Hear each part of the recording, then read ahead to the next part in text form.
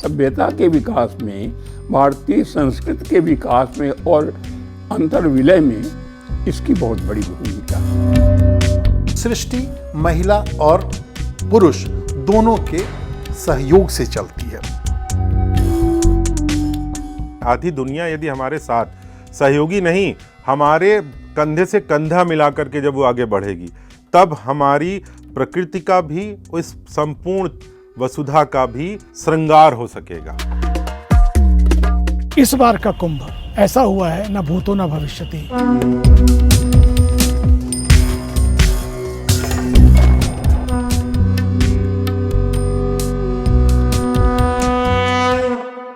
नमस्कार, स्वागत है आपका महाकुंभ सनातन के शाश्वत पर्व की आखिरी कड़ी में।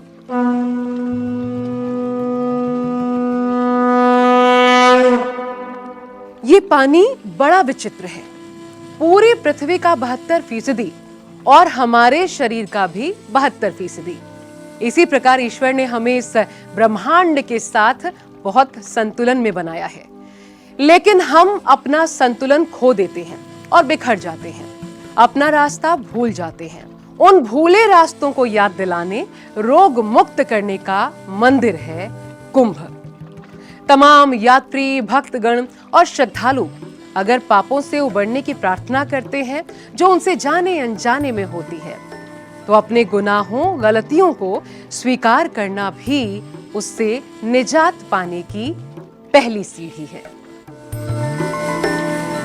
और यही कारण है कि कुंभ में इन विशेष और विभिन्न तिथियों पर स्नान करने की प्रथा है। तो तिथियों की घोषणा करने का अर्थ यह हुआ कि अब हम घर से निकलेंगे, अपने घर से निकलेंगे। तो घर से किस लिए निकलेंगे? तो भाई हमें तीर्थ जाना है। तो तीर्थ जाना है तो मन की पवित्रता वहीं से आरंभ हो जाती। अब हम अपने जितने भी अंदर के मैल होंगे या जो इंद्रियगत जितनी भी वासनाएं, उनसे मुक्त होने का प्रयास करेंगे।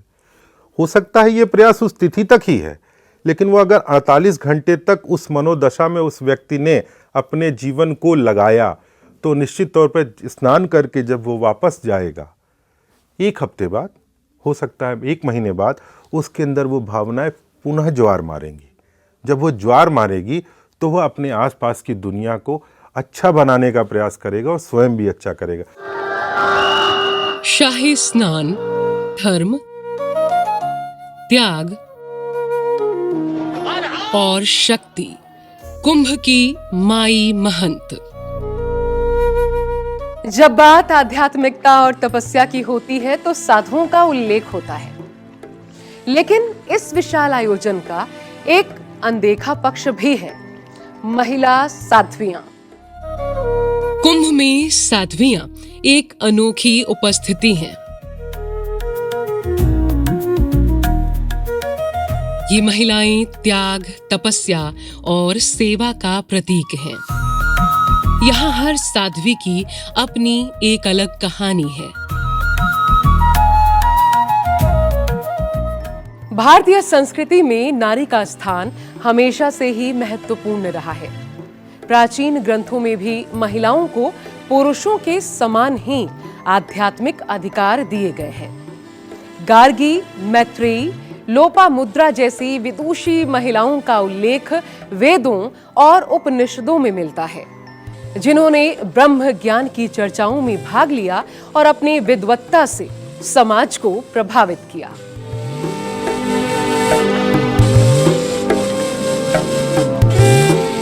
जिस रास्ते में हम लोग आगे जाएंगे, उतना ही हम लोग को पीछे का जो जनरेशन आ रही है, उन लोगों को भी साथ लेके चलना है हम लोग को, क्योंकि ये ही एक सनातन धर्म है। विश्व में सबका मन, वचन और कर्म से निश्चित कर कर उनका कर्म का और उनका धर्म का और उनका नीति का और बढ़ा के सारा ब्रह्मांड का जो शक्ति है, उन शक्ति से सबको रक्षा कर सके, सुख शांति समृद्धि का रास्ता में चला सकते हैं और उन्नति प्रगति का रास्ता भी एक ही सनातन धर्म है। सनातन संस्कृति का, धर्म का प्रचार प्रसार करना, हमारी जो सनातन संस्कृति है, जो हमें धर्म प्रचार प्रसार करने का, जिसके लिए हम साधु बने हैं, वो हमें धर्म का प्रचार प्रसार करना, जीवन भर अव्याहत रहना, अपने स्थानों की देखरेख करना, अपने राष्ट्र का चिंतन करना, अपने राष्ट्र हित में कार्य करना, अपने राष्ट्र के लिए पर्यावरण का कार्य करना।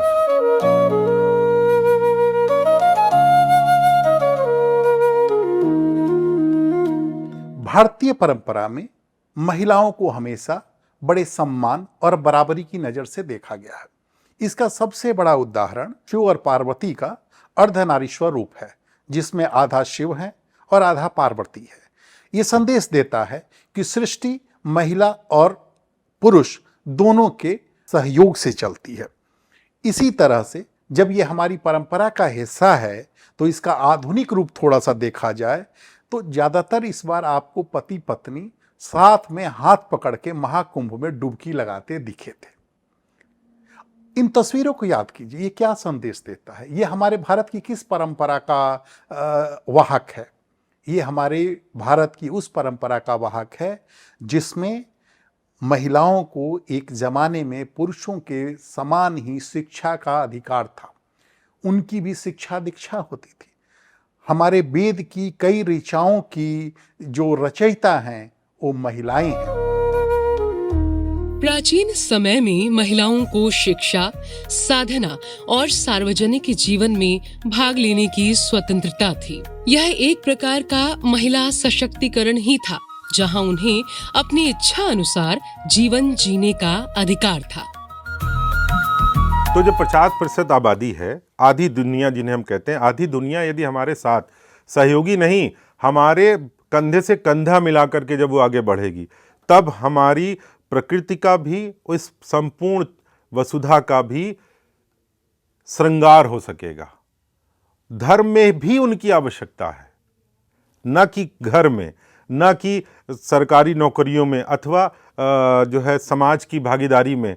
उन्हें हर जगह इसलिए लाइए क्योंकि वो बहुत सशक्त हैं, मेधा उनकी बहुत तीव्र है। वो हंसते हंसते आदि शंकराचार्य को संन्यास देने के लिए भेज देती हैं, वो महात्मा गांधी दे देती हैं, वो भगत सिंह दे देती हैं, वो चंद्रशेखर आज़ाद दे देती हैं, जिन्होंने इस देश को, इस माटी को बनाया है। तो उन्हें आप पीछे कैसे छोड़ेंगी? एक इसी से जुड़ा हुआ प्रसंग है कि महात्मा बुद्ध आरंभ में स्त्रियों का प्रवेश संघ में नहीं चाहते थे, लेकिन जब उन पे जन दबाव बना, आरंभ हुआ, तो सबसे पहले उन्होंने अपनी ही मौसी महाप्रजापति गौतमी को शामिल किया। जब महिलाएं नागा साधु का जीवन स्वीकार करती हैं, तो वे संसार की हर चीज को त्याग देती हैं। परिवार, सुख सुविधाएं, सब कुछ पीछे छूट जाता है। साध्वी बनने से पहले ये महिलाएं हमारी आपकी तरह सामान्य जीवन जीती थीं। उन्होंने परिवार, समाज और खुद को पीछे छोड़कर इस राह को चुना।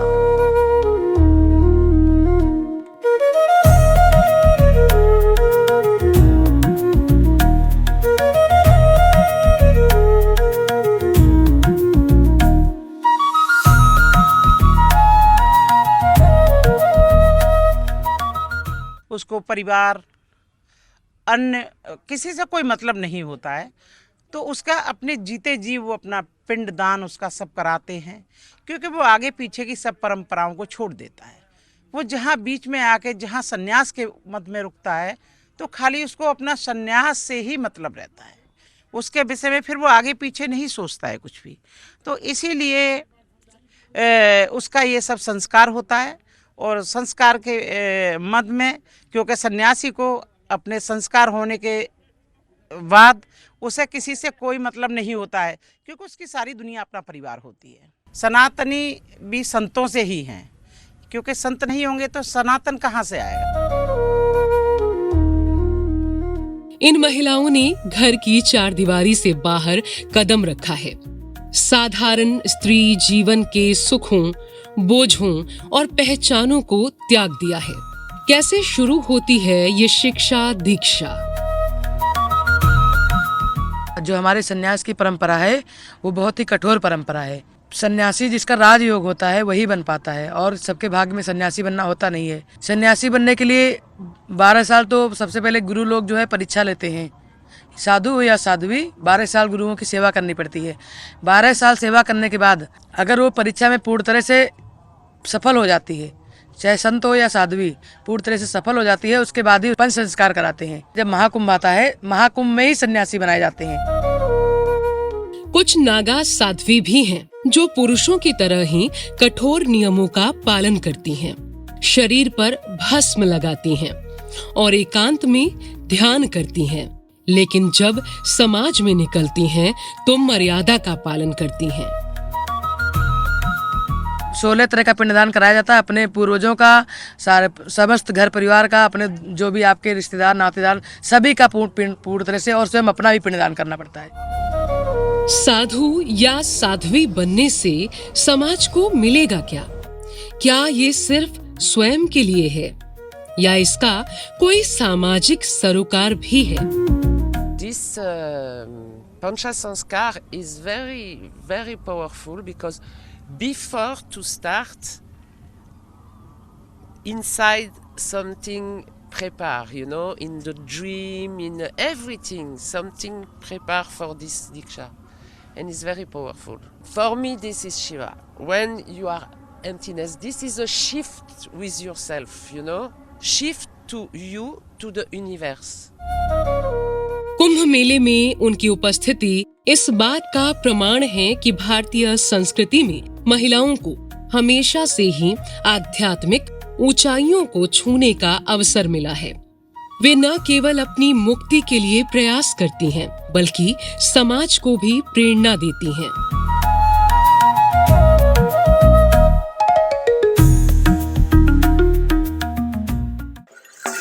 हर हर महादेव, हर हर महादेव, तू ही आदि, तू ही अंत, भक्ति का वेद।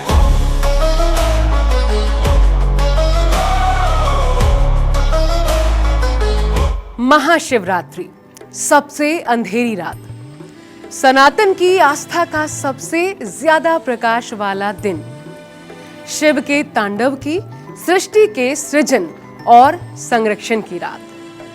आदि योगी, ध्यान के देवता शिव को याद करते हुए इस दिन संगम पर डुबकी लगाना सनातन धर्म का शायद सबसे विहंगम दृश्य है। आस्थाओं के बीज का ये पानी फिर से हरा करता है। आत्मा पर पड़ी धूल को धोता है ये पानी। ये दिन आत्म संयम और तपस्या का है, आत्मज्ञान और आत्मिक ऊर्जा का है। महाशिवरात्रि हमें शांति, साधना और भक्ति का महत्व सिखाती है। साधकों की बरसों की प्यास बुझाती है। इसलिए गंगा, यमुना और सरस्वती के संगम पर डुबकी लगाने के लिए ये दौड़ पड़ते हैं। ऐसा आश्चर्यजनक, ऐसा हैरत अंगेज, चमत्कारी, विस्मयकारी, भव्य दृश्य पैदा होता है कि देखने वालों की आंखें फटी रह जाती हैं।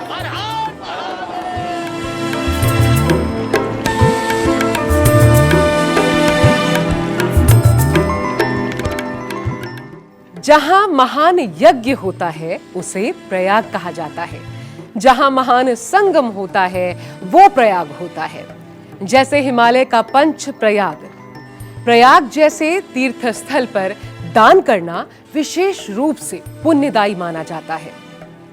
इस प्रकार प्रयाग एक महान यज्ञ, एक महान संगम और महान दान का स्थान है।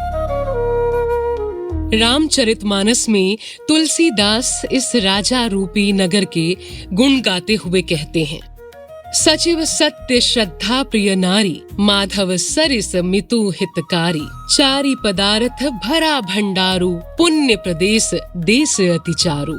यानी उस राजा का मंत्री सत्य है, श्रद्धा उसकी प्यारी स्त्री है और वेणी माधव सरीखे हितकारी मित्र हैं।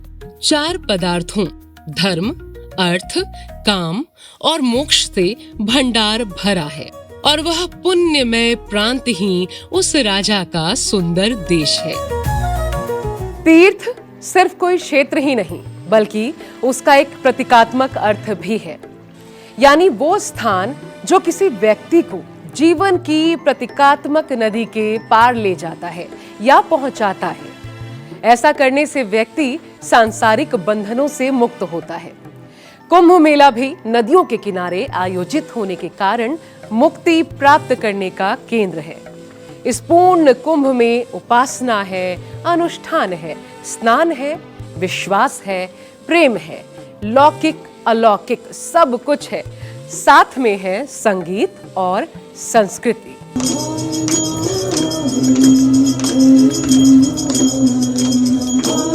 सनातन धर्म में एक अनोखी परंपरा है, प्रवचन परंपरा। इसमें कथाओं और किस्सों का सहारा लेकर धार्मिक सिद्धांतों को जन जन तक पहुंचाया जाता है। जिन महात्माओं, साधु, संतों तक पहुंच पाना असंभव होता है, उनसे मिलने का और वाणी से लाभ उठाने का बेहतरीन अवसर था कुंभ। भारतीय समाज में इस कथा प्रवचन की परंपरा ने प्राचीन ज्ञान को मिटने नहीं दिया। ये उपदेश लोगों को नई राह दिखाते हैं और कभी-कभी ये ज्ञान संगीत में ढल जाते हैं और गीतों में बदलकर आनंदित करते हैं। सनातन धर्म में इन साधुओं का, ऋषियों का महान स्थान है। सबसे ऊंचा, सबसे सम्माननीय। प्राचीन भारत के हमारे सभी महान वैज्ञानिक ऋषि ही रहे हैं। राजनीतिक विचारक और दार्शनिक याज्ञवल्क्य हों, अपस्तंभ हों, फादर ऑफ सर्जरी सुश्रुत हों या आयुर्वेद का ज्ञान देने वाले चरक ऋषि हों, भारत के अलावा किसी भी देश में ऐसे साधक, ऐसे तपस्वी नहीं मिलते जिन्होंने साधना की हो और पंच तत्व को अपने बस में किया हो। इसलिए पूरी दुनिया से लोग कुंभ में आते हैं और सनातन शैली में शामिल होना चाहते हैं। जय श्री राम, जय श्री राम। कुंभ तो भारत में विचरण करने वाले लोगों का मिलन स्थल था और जिसको कहते हैं महासंगम। इस तरह से सभ्यता के विकास में, भारतीय संस्कृति के विकास में और अंतर्विलय में इसकी बहुत बड़ी भूमिका है। और एक दूसरी बड़ी भूमिका है जिसको शंकराचार्य ने दूसरे रूप में किया कि दक्षिण में मठ बनाया और वहाँ उत्तर का ब्राह्मण रहेगा। बद्रीनाथ में बनाया कि वहाँ दक्षिण का ब्राह्मण रहेगा। पश्चिम में बनाया और पूर्व में बनाया। लोग यहाँ से वहाँ तक जाएंगे, अपने देश को समझेंगे, देखेंगे उसकी रीतियाँ कुरीतियाँ। इस तरह से भारत की चेतना बनी रहेगी पूरे उसमें, भारतीय समाज में। इसमें भारतीय चेतना के निर्माण में इन तीर्थों का और पर्वों का बहुत महत्व है और उसमें कुंभ का भी महत्व है। भारतीय परंपरा में महाकुंभ का एक गजब योगदान रहा है और इस परंपरा को आगे बढ़ाने में, भारत के ज्ञान, विज्ञान, आचार, विचार को पूरी दुनिया में प्रसारित करने में महाकुंभ ने एक अहम भूमिका निभाई है। अगर हम इतिहास के पन्नों को पलटें तो 7वीं शताब्दी में चीन का ट्रेवलर हिनसांग भारत आता है। वह यहाँ पर एक अद्भुत आयोजन गंगा के किनारे देखता है, गंगा यमुना सरस्वती के संगम पर, और इसका जिक्र वो अपनी डायरी में करता है। और इसका हमारी भारतीय परंपरा में इतना अहम योगदान रहा है और इतनी महत्ता भारतीय जनमानस में रही है कि जब मुगल आते हैं तो वो भी इसके महत्व को समझते हैं और अकबर अपने दौर में महाकुंभ के आयोजन में खुद बढ़ चढ़ के हिस्सा लेते हैं। अपने लिए 2 अफसर उस वक्त नियुक्त करते हैं। घाटों के निर्माण का काम मुगलिया सल्तनत के अधिकारी और कर्मचारी करते हैं और खुद महाकुंभ के मेले को देखने के लिए अकबर के भी पहुंचने का जिक्र है। कुंभ मेला न केवल धार्मिक आस्था का प्रतीक है, बल्कि ये भारत को संस्कृति और पर्यटन का वैश्विक केंद्र बनाने में भी योगदान देता है। ये आयोजन दुनिया को ये संदेश देता है कि भारत की समृद्ध सांस्कृतिक धरोहर को करीब से देखने और अनुभव करने के लिए हर किसी को यहाँ आना चाहिए। राज सनातनियों में देखिए विदेशी भी चले आ रहे हैं, सब चले आ रहे हैं, क्योंकि यहाँ किस चीज की शिक्षा दी जा रही है? मानवता की, प्रेम की, करुणा की, दया की, भ्रातृत्व की। लोभ मत करो, मोह मत करो। तो अगर ये सब नहीं रहेगा तो विश्व में क्या रहेगा? शांति होगी, और जीवन में शांति बहुत जरूरी है। इसलिए यह बहुत विशेष पर्व है, और इस विशेष पर्व पर दुनिया, सारा विश्व आज भारत की ओर देख ही नहीं रहा है, भारत की ओर चल भी रहा है, क्योंकि यही एक रास्ता है जो भारत को ही नहीं विश्व को भी आगे ले जाएगा। और वो क्या है? हम साथ रहेंगे। कुंभ मेले को दुनिया का सबसे बड़ा शांतिपूर्ण आयोजन माना जाता है। इसका प्रचार प्रसार दुनिया भर में होता है, जो विदेशी पर्यटकों को भारत की ओर आकर्षित करता है। योग, ध्यान और भारतीय धर्म के मूल्यों को समझने के लिए विदेशी पर्यटक कुंभ मेले में आते हैं। विदेशी लोग भारतीय रीति रिवाज, साधुओं के अखाड़े और धार्मिक प्रक्रियाओं को देखकर भारत की गहराई को समझने का प्रयास करते हैं। कुंभ के मेले में इतनी भीड़ भाड़ और चहल पहल के बावजूद एक शांति है। The feeling that I have inside is just gratitude and fulfillment, and I feel this sacred feeling just welling up inside my heart, and I'm so grateful to all the people of India for putting on this amazing event, which fills us up so much spiritually. It's like you are touching the legendary with your hand, and you are part of the history, and seeing this event makes us like feel not only religious but belonging to a global family. And we are very proud of it. To finally be somewhere God has been, actually. I am the 5th generation. My forefathers would have left these shores of India, went all the way to South America. And 187 years later, I am the first from my pariwar to make it back to motherland. Jai Hind. Somewhere else, you will find a mess, but here, well organized to another level. I mean, look at the boats around you, look at everything. Everyone in his own place, the safety is there, police with there, the government arranged very, very well.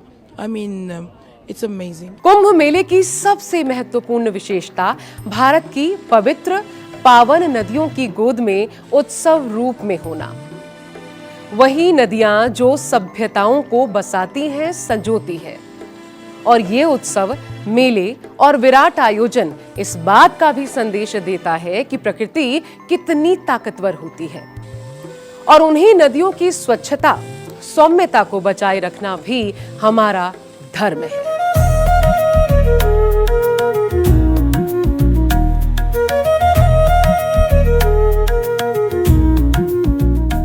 स्नान तो प्रतीक है मात्र।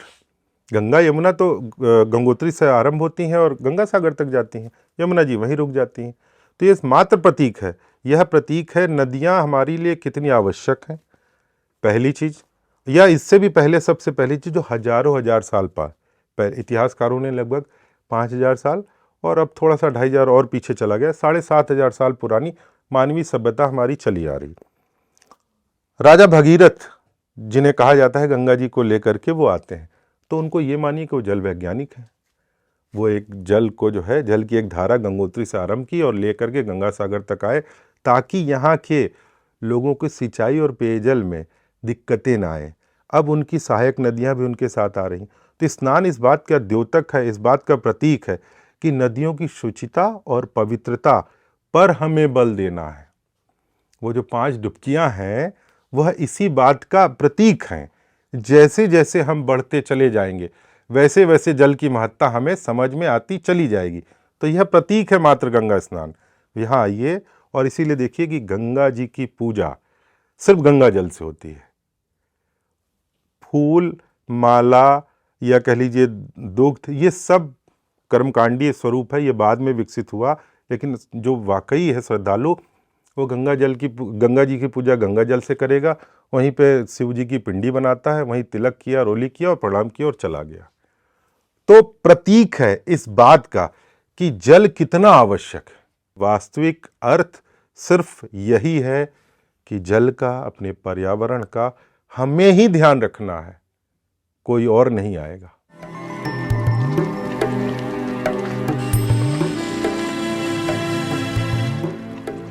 दुनिया के सबसे बड़े जनसमूह, भव्य आध्यात्मिक संगम, जीवंत संस्कृति, भक्ति और एकता का अनुभव, जहां भक्ति, लोक संस्कृति, प्रशासन और प्रकृति का अद्भुत समागम था। इतिहास में सुनहरे अक्षरों से अंकित इस महाकुंभ की ऊर्जा में समाहित होना एक दुर्लभ अनुभव होता है, जिसकी कुछ झलकियां हमने आपके साथ साझा की। इस अलौकिक यात्रा के अनुभवों में सराबोर होकर आशा है आप भी इस अद्भुत, कालजयी, शाश्वत, सनातन पर्व से अभिभूत हुए होंगे। हमारी कुंभ की सुंदर यात्रा को इस श्लोक के साथ पूर्ण करूंगी। स्नानम कुंभे महापुण्यम, धर्म क्षेत्रे महोत्सवम, त्रिवेणी संगमे दिव्यम, मोक्ष द्वारम सदा स्मृतम।